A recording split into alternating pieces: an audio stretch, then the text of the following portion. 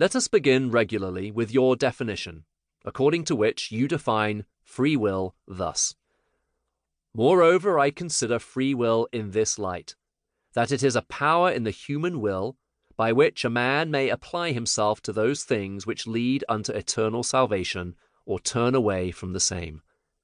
With a great deal of policy indeed, you have here stated a mere naked definition, without declaring any part of it, as all others do, because perhaps you feared more shipwrecks than one.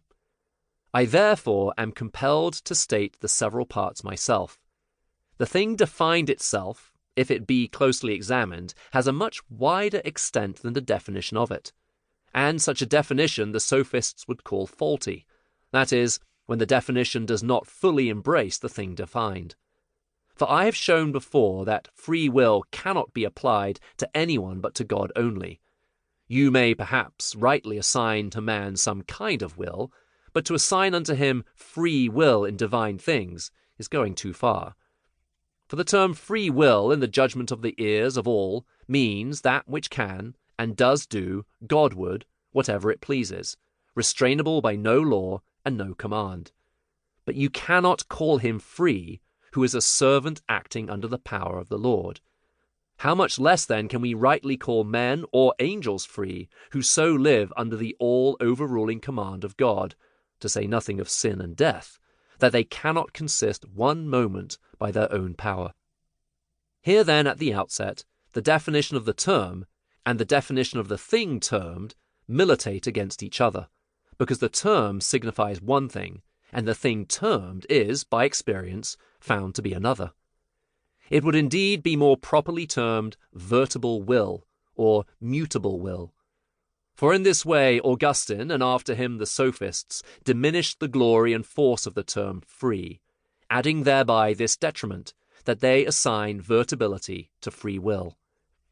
And it becomes us thus to speak, lest by inflated and lofty terms of empty sound we should deceive the hearts of men.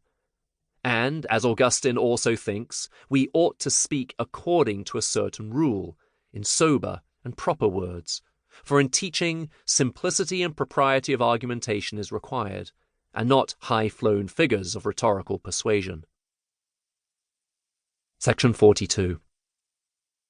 But that we might not seem to delight in a mere war of words, we cede to that abuse, though great and dangerous, that free will means vertible will.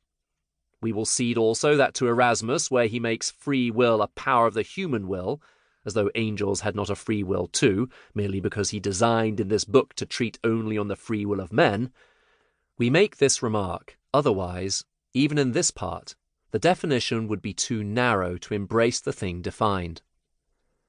We come then to those parts of the definition which are the hinge upon which the matter turns. Of these things some are manifest enough, the rest shun the light, as if conscious to themselves that they had everything to fear, because nothing ought to be expressed more clearly and more decisively than a definition. For to define obscurely is the same thing as defining nothing at all. The clear parts of the definition then are these: power of human will, and by which a man can; also, unto eternal salvation. But these are andabatai, to apply, and to those things which lead; also, to turn away. What shall we divine that this to apply means, and this to turn away also?